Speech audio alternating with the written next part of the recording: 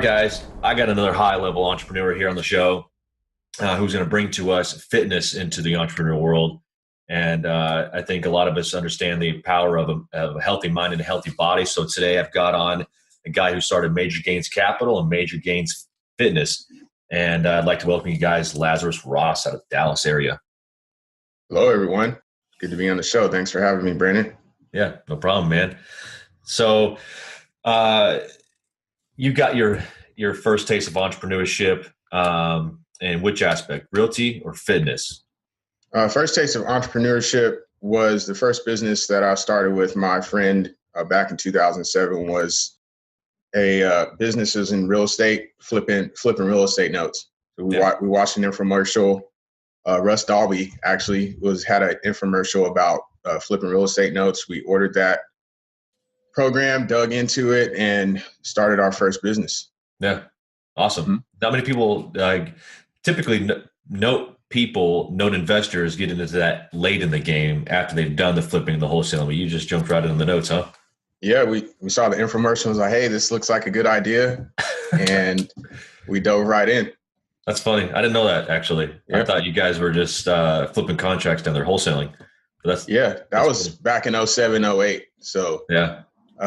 We were still selling cars when we started that business. And then we left the car industry and kept it moving. And let's just say during that time, didn't have the mental fortitude that I have now to keep it going. Yeah. And it was a good experience, great experience. No, that's awesome. Yeah. Notes is not a lot of people hear of notes or understand it, but it's pretty powerful. Pretty powerful. That's awesome. And you started that with Chuck, and he's also Chuck. He's into fitness as well. Mm-hmm. Let's talk about when you started Major Gains Fitness. And okay. Yeah. Well, okay. So after the note business, we were living in the same town. Both of us moved to different big cities. I moved to Houston and got back into the service industry.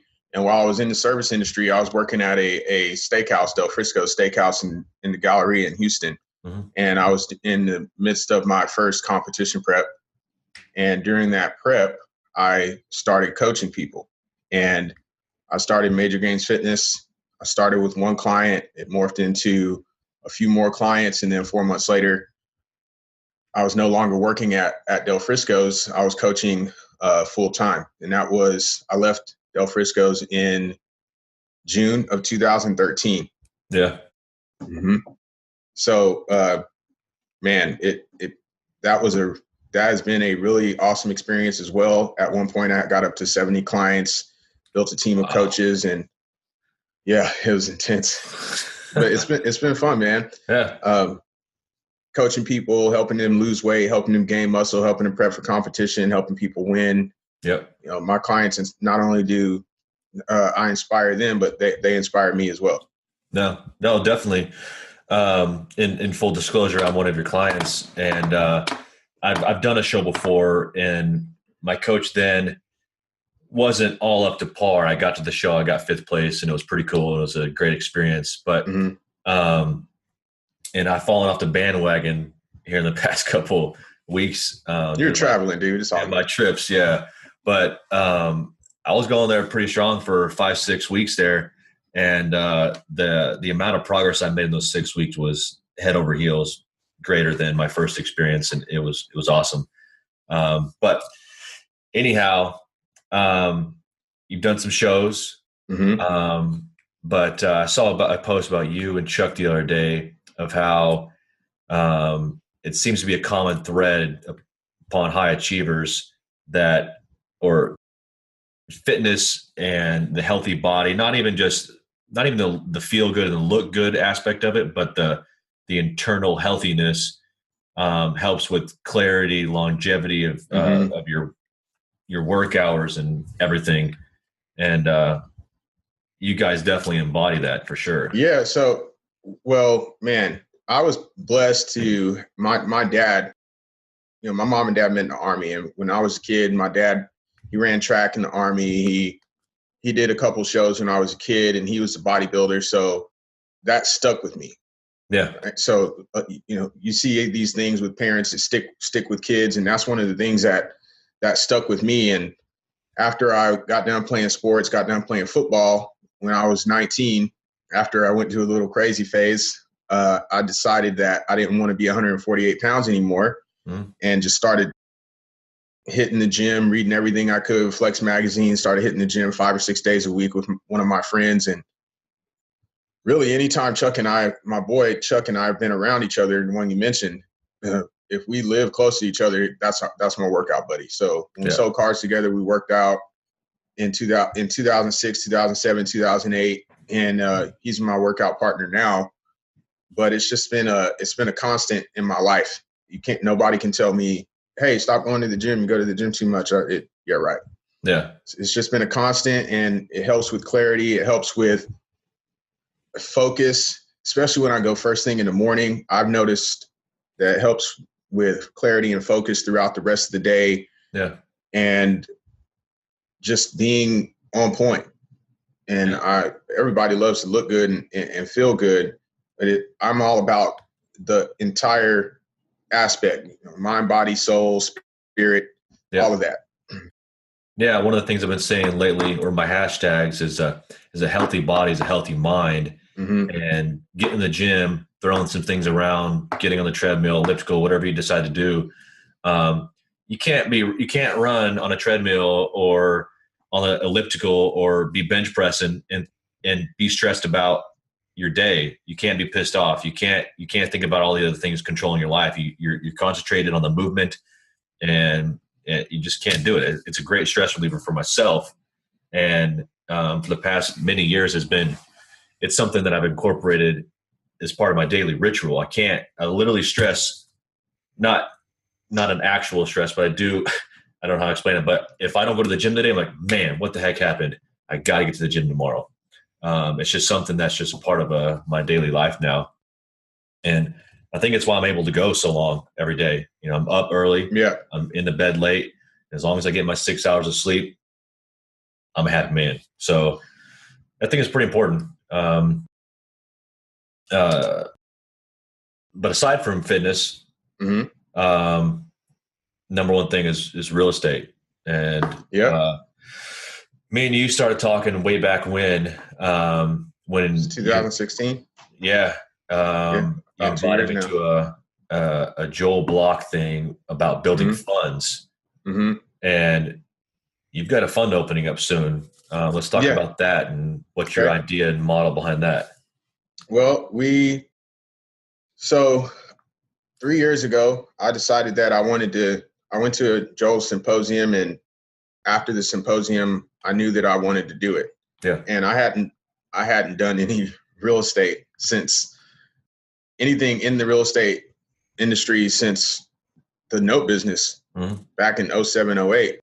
So moved here to Dallas, started doing some real estate stuff, and kept continuing to work on building the fund and figuring out what I really wanted to do. And my big vision and what I knew I really wanted to do is development. So now our focus is built a team. We're open, and that's what our focus is, project development. Yeah. That's awesome. That's two things now that I don't know many people at all that have ever built a fund. And then I only know a handful of people dealing in notes. So you've jumped directly into the hardest strategies there are. Do the thing that scares you, right? Yeah, do the ones to wrap your mind around. It's for me, when I was growing up, I always knew that I wanted to own a business. I always knew that I wanted to. You always talk about freedom, right? Yeah. The fearless pursuit of freedom, and that's really what it's about for me. It's freedom. Yeah. Whether it's creating a life where I want to go wherever I want, whenever I want, with whoever I want. That's very simple. Exactly. And that's what my life is about, with mind, body, soul, and creating freedom and helping others create the freedom in their mind and in their finances. So that's when I saw the fund, the concept of the fund, and doing syndications and building the fund. Yeah. I knew I wanted to do it because it scared the crap out of me. Yeah. It scared the Jesus out of me. Yeah. So I knew I wanted to do it, and I had to learn a lot.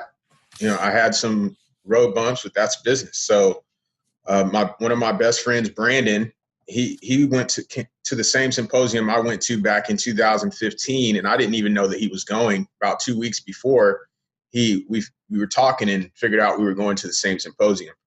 About a year later, we decided to team up, and we ran through a couple of potential partnerships, and now there's three of us. We have the team, and we have the team to do what we really want to do, which is analyze and put down developments. And we just got our documents, and we're ready to roll. Awesome. Mm-hmm. No, it's the beginning of that there where it scared the crap out of you. And I think 90% of the conversations me and you have is about the fears that we've had in business and how we just force ourselves past them. A lot of our conversations always end up on either the fitness aspect or the mind control, not mind control, but mind conquering, fear conquering aspect of life. And I think that's pretty cool. I think that's why me and you are such great friends. But do you know why or how you overcome those fears, or you just push past it and just figure it out? Or is it something that, because when I try to explain to people how I've overcome a lot of my fears, I don't know how to explain it. It's just something that I really don't know how to explain it, Well, it's confidence is a result, right? It's not a requirement. Yeah. So it comes with doing it. Yeah. So if something really scares me now, I wasn't always good at this, but especially now, if it scares me, I just do it. Yeah. Just, hey, that scares me, so I'm just going to go ahead and do it. Yeah. Maybe some of the other practices would be quieting my mind daily. I practice meditation, which helps me be more calm, more focused, more peaceful, and be able to get in that zone with work where it doesn't feel like so much friction. Where I could be working all day long and nonstop. For example, yesterday and the day before. I mean, those days where when you start, it's like, dang, it's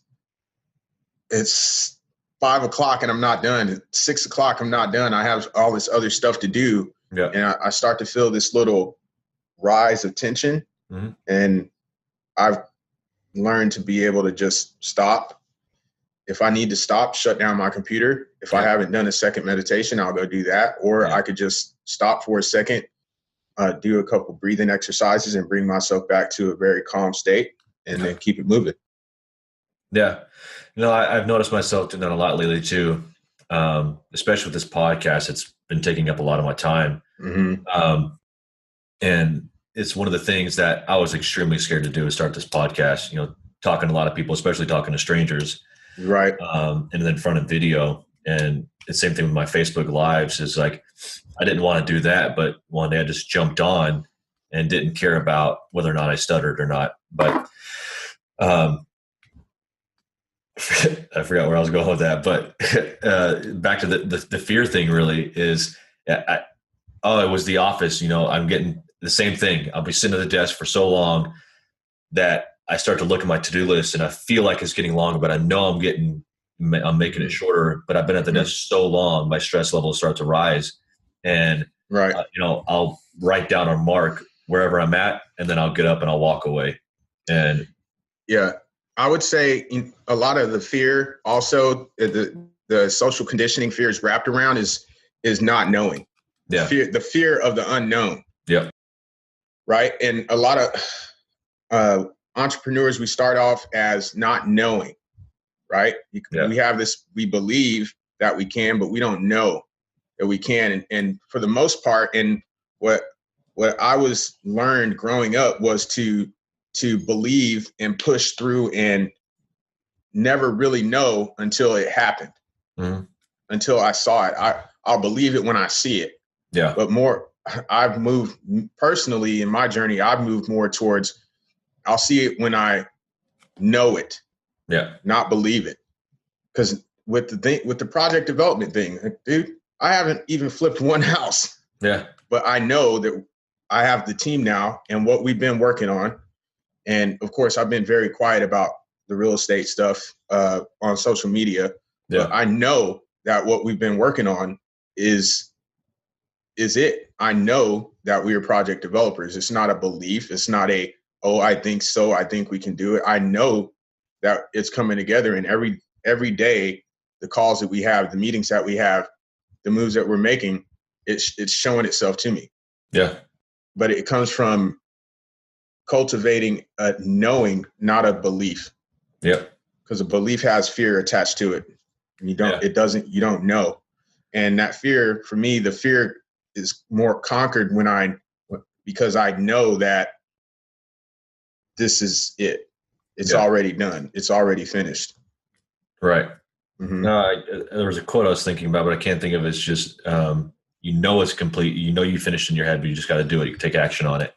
And that fear, the fear of failure is what I talk about a lot. And it's something that I try to preach about pretty frequently, because it's that fear of failure that stop a lot of people from living the life they want to live. And hey, at least I failed giving it a shot. Yeah. Yep. Exactly. And not looking back and thinking, well, crap. Oh, what if? I didn't even try. Yeah. No, that's awesome. And then you spoke on it there a second, is that all your meetings, you've aligned your fund around other high achievers, and your network is set up in such a way that there's no ifs, ands, or buts about it. You're going to get it done. Yeah. It's just some things that have been happening recently for us. It's before I would have looked at it and said, wow, I can't believe it. But really it's alignment. We on the Major Gains Capital website, we talk about alignment and alignment over everything. And what I've learned is to cultivate that, you have to work hard. You have to put in the action. You have to do it. But that knowing, creating alignment and knowing that it's happening releases a lot of that tension that a lot of people go through whenever they're accomplishing anything, because it's such tough work that creates so much tension and stress that being open to it happening you don't have that feeling of, that it's happening and being open to it happening. Yeah. It's more disbelief. And there's a quote, there's a quote that says, there's nothing too hard for God or the universe or source energy or whatever you want to call it. Mm-hmm. Okay. So with that, to me, that means being able to receive, being receptive, and allowing the things to happen and taking the action without having to think that you have to suffer so much for it to happen. Yeah. Being open and relaxing, but all this extra suffering and extra, it's gotta be hard. Yeah. I don't believe that anymore. I don't subscribe to that anymore. Yeah. I'm more of do your work, do work as much as you need to work, put in as much action as you need to put in, but be in alignment with that action and allow it to happen. And when it happens, something big happens. Mm-hmm. Hey, that's alignment. It's supposed to be happening that way. Yeah.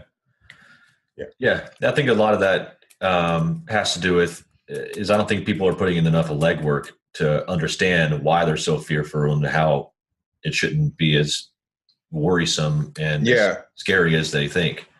Yeah. I agree. Yeah.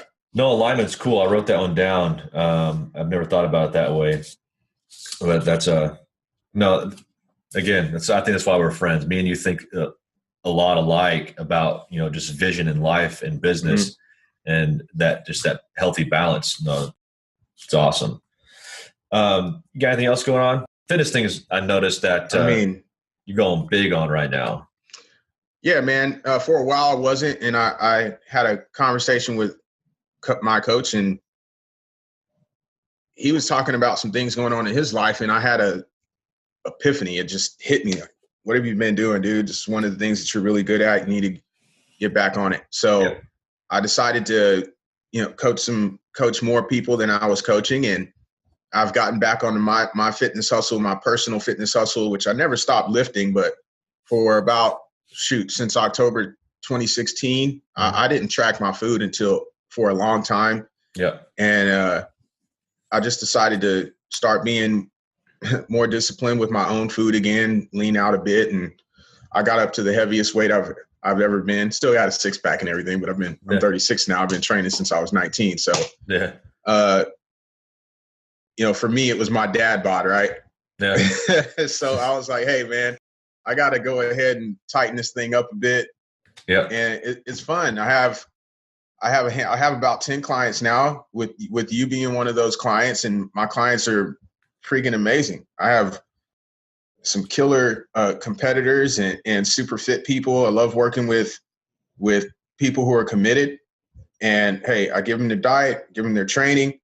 They'll ask questions, they'll catch on to it, and boom. Next thing you know, if they have a serious question, they'll hit me up. If they need to work through something, we'll have a conversation. Yeah. And those conversations aren't necessarily, for the most part, those conversations don't ever have anything to do with fitness. Because the fitness part is easy. Yeah.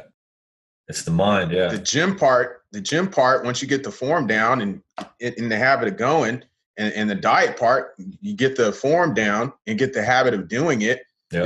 It's really pretty simple, but it's this thing up here. Yeah. And all that fear of, I don't know if this is going to work. I don't know if I'm making progress, and I don't know if I'm good enough, or I look like a freaking, everybody wants to look like me, but I don't like the way I look. Yeah. Type thing. So it's all about what's going on up here and in the heart too. Yeah. No, in fitness, business, life, everything is controlled, or it revolves around your thoughts, and ultimately those are your thoughts, and you've got to be able to conquer them to pursue really anything you want. And just so happens we're talking about fitness because we both enjoy fitness quite a bit. But but it's a culmination of everything. One quote I read something, and I've been telling this to a lot of my clients and people, that who you are being right, the future you are committed to determines who you're being right now. Yeah. And that comes with knowing what the end is, what the future is, and starting there and being that now. Yeah. It's great. It's a great visual. So the fitness thing has been something that you've been concentrating on primarily, and you've got the fund. Did I see something about you? You guys are wholesaling more now, or was that Chuck? That was Chuck, wasn't it? Yeah. Chuck is doing, that's been him and his brother's primary thing, wholesaling. But as far as I know, they're moving more into, flips and other stuff. Yeah, I've been getting a lot of his emails, so it's hard to keep track of all these people. But I did do some wholesale when we first moved here. I worked with Chuck and his brother doing wholesale stuff. Yeah, and but that's not my focus with the fund. Yeah, at least what we're going to be doing. Yeah. So the fund's development, and how's progress going on that thing? You said it's open now, yeah. Well, we got all our documents, and recently getting some stuff prettied up by a graphic designer, and then send it off and raise some capital and get open and get rolling. Yeah, it's awesome, man. That's very recent. It's been a journey, but keep it moving. Yeah. And so how can people contact you about either one? Do you have websites for either one? The website, I'm getting a new website for the Major Gains Fitness. That'll be at majorgainsfitness.com, or you can email me at coachlaz@majorgains with a Z fitness.com. Okay. And also majorgainscapital.com. That's up. Or you can email me at laz@majorgains with a Z capital.com. Yeah. And I'll link that down below so everybody can get a hold of you pretty easily. Mm-hmm. One question I like to ask a lot of people, well, two questions, because I know me and you both like exotic cars. But what's the ideal car? What's the future car? Which one are you looking to get? Man, my depends on what price range you're talking about. The ultimate. Because I have a few. Okay, let's hear them. All right, so this one's still a concept that the first one hasn't hit yet, but the BMW M8 is going to be about dude. I sent you a video. It's a green Beamer. It's so neat. Oh no, yeah. So the BMW M8 would be the first one. Yeah. Because from what I'm hearing, that one's going to be from 150 to 200. Yeah. And then Lamborghini Aventador SV. There you go. I've always wanted the big boy Lambo since I was a little kid. When I started reading Car and Driver. And a Koenigsegg Agera RS. Right now, when it comes to the big boy hypercar, it's the Koenigsegg Agera RS. Yeah, that's the one. That's the one. But that's the big boy. That one's it's got 7 numbers behind it, right? What's that one? Yeah, it's 1.4, 1.5. Wow. Yeah, it's sick. Yeah. There's a couple people I follow on YouTube that have gotten to drive one of those, and I'm like, man, it's out of this world. Yeah. The doors, the way it's built, it also being. I think one of the things with the Koenigsegg's is Christian von Koenigsegg he's Swedish. Mm-hmm. And he hasn't been, when it comes to supercars and hypercars, he hasn't really been on the scene that long. Yeah. And he's kind of against the grain, like a Swedish hypercar builder. Yeah. Right? It's one of the things that I really like about him. Yeah. Mm-hmm. No, it's an awesome car. It's definitely one of the elite ones right there.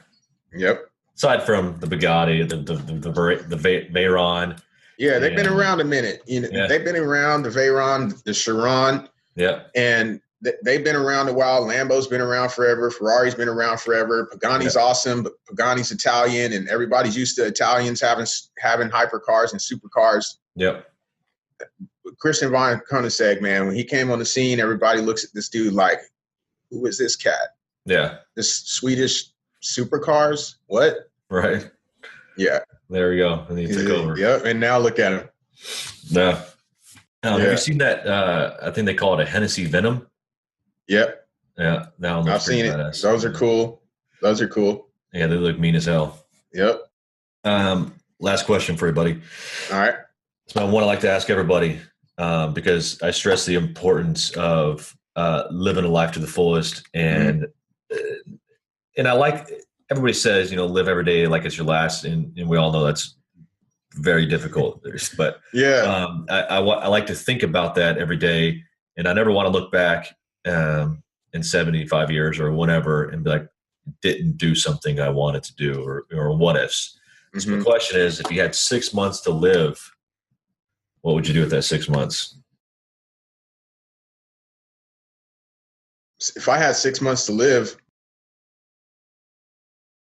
I mean, I don't see anything that I would change right now, because I'm in my day-to-day with where my life is right now. I'm moving. I'm doing exactly what I want to be doing. Yeah. I'm doing what I need to do to create the life that I want. Yeah. And that is go wherever I want, whenever I want, with whoever I want. And it doesn't matter if I'm taking 50 people with me. Yeah. As I know that each day I get up, I'm creating that, because that's the future I'm committed to. So I wouldn't do anything differently. I have an amazing wife. I have beautiful children. My family's happy. I have wonderful friendships. I have great relationships with all the people I deal with. Yeah. There's nothing that I be like, oh, I got to do this because I'm going to die in 6 months. Yeah. Nothing comes to mind. It's awesome. It's even better. Living the life you want, living the life you created. Yeah. Just keep it going, man. And being present and being in the now, and being committed to, if you want something different and you want to create something, being committed to that and taking the necessary actions to make sure you create that. Being aware of yourself. If you mess up. Yeah. All right. So what? Right. I'm human, right? Oh yeah. Like everybody else. Keep going. No, that's awesome, man. No, it's good. I mean, it's hard to find somebody that's actually doing what they were meant and want to do, and it's awesome to see you got it already. I get to work with people, and people inspire me. I inspire them. That's all it's about, man. Get to connect with awesome people like you. That's what I'm talking about. Yeah. Yeah, buddy. Awesome, man. I appreciate you coming on. Thanks for having me. I'll tag your web pages down below and best contact for you. But other than that, man, I really appreciate you coming on. Fist bump. Or where's my camera? There we go. There you go. All right. Awesome, man. All right. Have a good one, B.